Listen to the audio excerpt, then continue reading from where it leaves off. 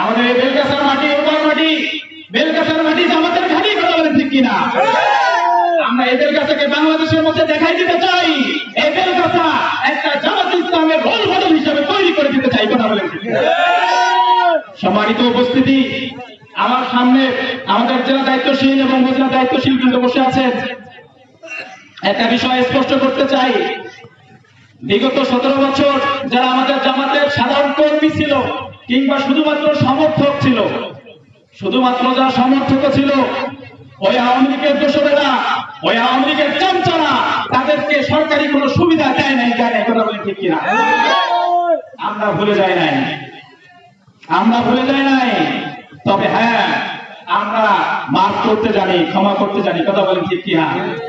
আসুন আমরা বাংলাদেশ জামাত ইসলামীর নেতৃত্বে, ডক্টর শফিকুল ইসলামের নেতৃত্বে এমন একটি বাংলাদেশ গঠন করতে চাই যেখানে ইনসাফ ভিত্তিক রাষ্ট্র প্রতিষ্ঠান হবে এবং কোনো বেকারত্ব থাকবে না এবং গরিবরা